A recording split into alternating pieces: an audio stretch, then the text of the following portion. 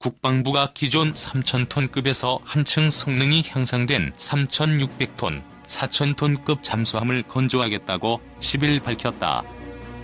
국방부는 이날 2021에서 2025 국방중기 계획을 발표하며 영해와 한반도 주변 해역에 대한 감시, 정찰 임무를 수행하고 유사 시대응 능력이 강화된 3,000톤급 잠수함 전력화를 완료하고 무장 탑재 능력과 잠항 능력이 향상된 3,600톤급, 4,000톤급 잠수함을 건조하겠다고 밝혔다.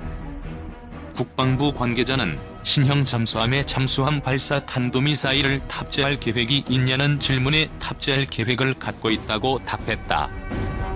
해군 첫 3,000톤급 잠수함인 도산한 창호함이 14일 경남 거제시 대우해양조선 옥포조선소에서 진수됐다. 국방부는 기존 디젤 잠수함을 핵추진 잠수함으로 바꿀 가능성이 있냐는 질문에는 4,000톤급의 추진 방식 부분은 현 단계에서 말하기 적절치 않아서 적정한 시점이 되면 별도로 말하겠다며 가능성을 열어두었다.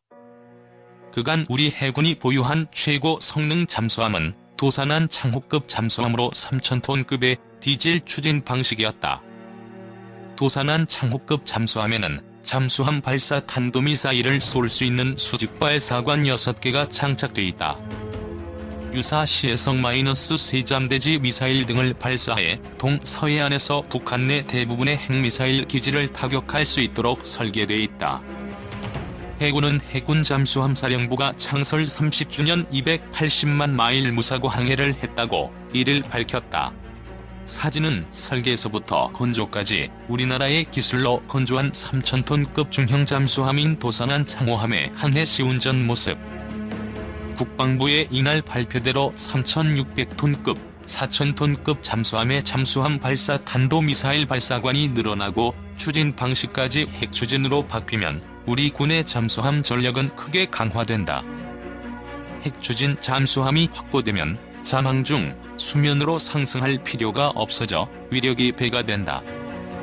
반면 디젤 엔진을 적용한 잠수함은 연료 연소에 필요한 산소를 확보하기 위해 정기적으로 수면 위로 떠올라야 하고 이 과정에서 적의 동선을 노출한다.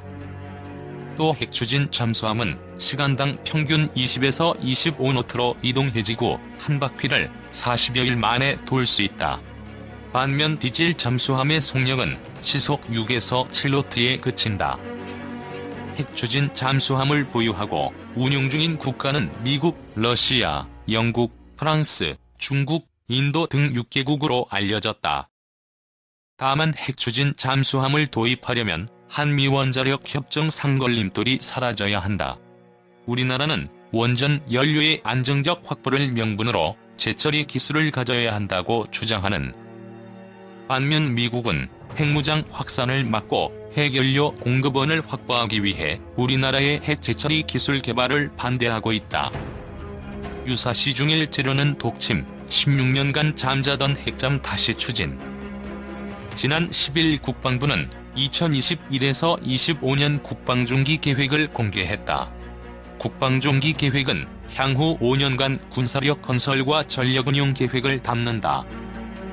보도자료엔 유사시 대응 능력이 강화된 3,000톤급 잠수함 전력화를 완료하고 무장 탑재 능력과 잠항 능력이 향상된 3,600톤급 및 4,000톤급 잠수함을 건조한다고 돼 있다. 해군은 2018년 9월 14일 3,000톤급 도산한 창호함을 진수했다. 세 번째 잠수함 사업인 장보고 3회 초도합니다. 독일 기술로 만든 장보고 1, 2와 달리 국산 기술로 모두 9척을 건조한다. 기술적 과제와 발전 가능성을 고려해 3척씩 끊어 3단계 배치로 도입한다. 도산한 창호함은 배치 1위 1번함이며 이후 2020에서 24년 기간에 2척을 차례로 전력화할 예정이다. 국방부 관계자가 핵추진 잠수함 도입 사업을 시사한 대목이다. 그동안 물속에서 잠항만 하던 핵잠이 물 밖으로 부상한 장면이다. 최소 1조 3천억 원이면 핵잠 한 척 건조 가능. 국방부와 합동참모본부, 해군은 핵잠에 대해 입을 다물고 있다. 해군은 자주국방 네트워크에 핵잠 도입 검토를 의뢰했다. 2017년 10월에서 2018년 4월 연구 끝에 나온 한반도에서 원자력 추진 잠수함의 유용성과 건조 가능성에 따르면 국내에서 핵잠을 개발할 경우 7년의 시간이 필요하다. 비용은 한 척당 1조 3천억에서 1조 5천억 원이다. 보고서는 프랑스 핵잠인 쉬프랑급 구매를 검토하는 방안도 주문했다. 아라쿠나급이라고도 불리는데 미국과 달리 20% 이하의 저농축 우라늄을 연료로 쓰는 원자로를 탑재한다. 미국 핵잠은 90% 이상의 고농축 우라늄을 쓴다. 지난해 7월 12일 에마뉘엘 마크롱 프랑스 대통령이 지켜보는 가운데 쉬프랑급 일본함 쉬프랑함이 진수했다. 이 잠수함은 중후뢰를 발사하고 기뢰를 깔 수 있으며 스칼프 잠대지 미사일과 액조세 SM-39 블록 2잠대함 미사일을 쏠 수 있다. 정부 소식통은 해외 도입은 포기하고 국내 개발로 결정했다며 쉬프랑급 잠수함을 많이 참조한다고 말했다. 중앙일보 취재 결과 한국형 핵잠의 실제 무게는 배 자체 무게인 경하 톤수 4,000톤급을 훌쩍 넘으며 화물이나 인원을 다 태운 만재 톤수는 5,000톤을 넘을 것으로 보인다. 보고서 작성에 참여한 석윤열 서울대 원자핵공학과 교수는 핵잠용 원자로는 4년 안에 시운전할 수 있다며 일본함 건조엔 1조 5천억 원이 들어가지만 이후 비용은 1조 3천억 원으로 떨어진다고 설명했다. 서 교수는 농축도 20%의 원자로는 30에서 40년간 연료 교체가 필요 없다며 상업용 원자로 수준인 농축도 3.5%의 우라늄 원자로는 최소 10년을 간다고 예상했다. 한국형 핵잠의 최종 병기는 한국형 SLBM. 한국형 핵잠은 프랑스의 쉬프랑급과 달리 잠수함 발사 탄도미사일도 무장한다. SLBM은 장보고 3회 배치 1부터 들어간다. 현재까지 SLBM에 대한 정보는 장보고 3회 콜드런치 방식 수직 발사대를 이미 개발했다는 정도만 알려졌다. 콜드런치는 발사관에서 고압, 고열의 가스로 밖으로 불어낸 미사일이 점화해 날아가는 방식이다. 잠수함은 물 속에 있어 미사일 발사 때 나오는 엄청난 열 폭풍을 배출하는 게 불가능하다. 그래서 미국이 1960년대 개발한 콜드런치는 수중 발사의 표준처럼 돼버렸다. 북한 역시 마찬가지 방식으로 SLBM을 개발 중이다. 국방부는 수중에 가라앉힌 바지선에서 순항미사일인 현무-3을 발사하는 영상을 공개했다. 장보고 3 배치 1은 콜드런치 수직 발사기 6문을 갖췄다. 배치 2는 8문 또는 10문으로 배치 3은 10문 이상으로 각각 늘어나고 미사일의 크기도 커질 수 있다. 한국형 SLBM은 지대지 탄도미사일인 현무-2 가운데 사거리가 가장 긴 현무-2C를 원형으로 삼을 것이다. 12월 전력화 예정인 도산한 창호함에서 시험 발사한 뒤 2021년 실전 배치될 계획으로 보인다. 물론 어개발 사관을 통해 현무-3 기반의 순항 미사일을 쏠 가능성도 있다. 한국형 핵잠 사업은 그동안 여러 번의 우여곡절을 겪었다. 단초는 1990년대로 거슬러 올라간다. 소련이 무너지고 러시아로 바뀌는 과정에서 한국은 러시아 핵잠 원자로 제조회사인 OKBM로부터 관련 설계도와 기술 지원을 받아냈다. 이를 바탕으로 서울대 원자핵공학과가 연구에 들어갔다. 국방부와 군당국은 전면에 나서지 않고 연구비만 지원했다. 그래서 나온 게 한국형 소형 원자로인 스마트다. 한국형 핵잠의 원자로는 스마트 계열이다. 핵잠 도입 사업의 첫 삽은 17년 전인 노무현 전 대통령 때 떠졌다.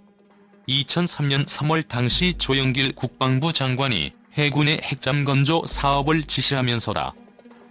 국방부는 그해 6월 2일 디젤 중형 잠수함을 도입한다는 기존 사업을 핵잠으로 바꿨다. 같은 날 노무현 대통령은 핵잠 건조 계획을 승인했다. 한국형 핵잠 건조 사업이 361화 불리는 이유다. 핵잠은 미국에도 알리지 않은 채 비닉 사업으로 진행됐다. 해군은 조함단 아래 핵잠 전담 부서인 362 사업단을 만들었다. 잠수함 설계, 건조, 무장 등 관련 현안을 검토하고 작전 요구 성능을 수립하는 조직이다. 2007년부터 건조에 들어가 2012년 배치를 시작해 모두 3척을 보유한다는 계획까지 마련했다. 그러나 2004년 1월 언론에 핵잠 건조 사업이 새나가자 국방부는 핵잠 개발을 부인했다. 362 사업단도 비밀리에 해체했다. 비밀 우라늄 농축 들통나 서둘러 핵잠 도입 접어. 당시 상황을 잘 아는 정부 소식통 여러 명에게 물어봤다. 언론 폭로 이후에도 362 사업단은 그대로였다. 그러다 2004년 9월 2일 영국 BBC가 국제원자력기구 소식통을 인용해 한국이 비밀리에 우라늄을 농축한 사실을 인정했다고 보도한 게 화근이었다. 미국을 비롯한 국제사회의 반발을 우려해 정부가 서둘러 핵잠 도입 사업을 접은 것이었다. 또 다른 정부 소식통은 해군의 다수 세력인 수상함파가 이지스 구축함 건조 사업에 예산이 줄까봐 핵잠을 견제한 것도 한몫했다고 아쉬워했다. 되살아난 핵잠, 미국서 구매도 검토해. 한동안 캐비넷 속에 처박힌 핵잠 사업은 이번 정부에서 다시 빛을 봤다. 문재인 대통령은 대선 후보 시절인 2017년 4월 토론회에서 핵잠은 우리에게도 필요한 시대가 됐다며 대통령이 되면 미국과 원자력 협정 개정을 논의할 것이라고 말했다. 한국은 미국에서 우라늄을 수입한다. 또한 한미 원자력 협정은 한국의 우라늄 농축 상한선을 20%로 제한하고 있다. 또 협정에 따라 이전된 핵물질을 핵무기 또는 폭발장치의 연구, 개발이나 어떤 군사적 목적을 위해서도 이용하지 않는다고 규정했다. 하지만 핵무기 개발이 아닌 핵잠은 예외라고 해석할 여지가 있다. 당선 후 문 대통령은 핵잠 보유 공약을 차근차근 구체화하려고 노력했다. 미국을 설득해 핵잠 보유에 대한 양해를 얻으려고 했다.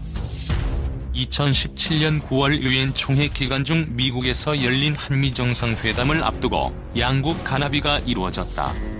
하지만 구체적 내용에 대한 발표는 없었다.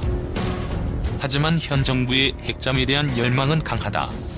프랑스에서 핵잠을 구매하는 방안도 검토했고 결국 자체 건조로 가닥을 잡았다. 유사시 중국과 일본을 찌르는 독침. 현 정부는 왜 핵잠을 바라는가?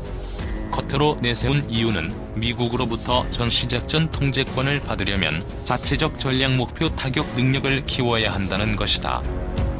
전략목표 타격은 북한이 핵미사일을 발사하려 할 때 선제적으로 타격한다는 개념이다. 한국형 SLBM을 탑재한 한국형 핵잠이 바닷속에 숨어있다가 북한이 핵미사일 공격 조짐을 보일 때 SLBM으로 먼저 제거하는 용도라는 게 현 정부의 논리다. 하지만 익명을 요구하는 군 관계자는 핵잠은 킬체인 수단이 아니다고 잘라 말했다.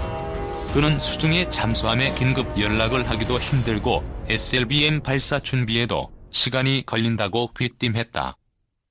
이른바 독침 전략이다. 익명을 요구하는 정부 소식통은 한국이 중국, 일본과 대등한 전력을 쌓는 것은 무리지만 양국의 핵심을 타격하는 것은 가능하다고 말했다. 여차하면 베이징이나 도쿄의 지휘부나 주요 시설을 무력화한다는 전략이다. 핵잠은 가성비 떨어져 버서스 반드시 필요한 전력 논란. 모두가 핵잠을 바라는 게 아니다. 있으면 좋지만 경제성을 따져보자는 목소리도 높다. 천영우 전 청와대 외교안보 수석은 핵잠 한 척의 건조 비용이면 214급 디젤 잠수함 6척을 확보해 더 효과적으로 운영할 수 있다며 조용하게 움직이는 일본 디젤 잠수함은 소음이 심한 중국 핵 추진 잠수함을 탐지하지만 중국은 일본 잠수함을 찾지 못하고 있는 게 현실이라고 말했다. 한국보다 더 넓은 영해를 지키는 일본과 호주는 핵잠 도입을 검토하다 포기했다. 두 나라는 현재 3,000톤이 넘는 디젤 잠수함만을 보유한다. 일본의 경우 1992년 핵추진 화물선을 시험적으로 건조했다. 기술은 갖췄고 예산도 충분했다. 하지만 일본 고위 관계자는 핵잠 건조 역량은 확인했지만 원자로 사용에 대한 부담감이 컸다고 말했다.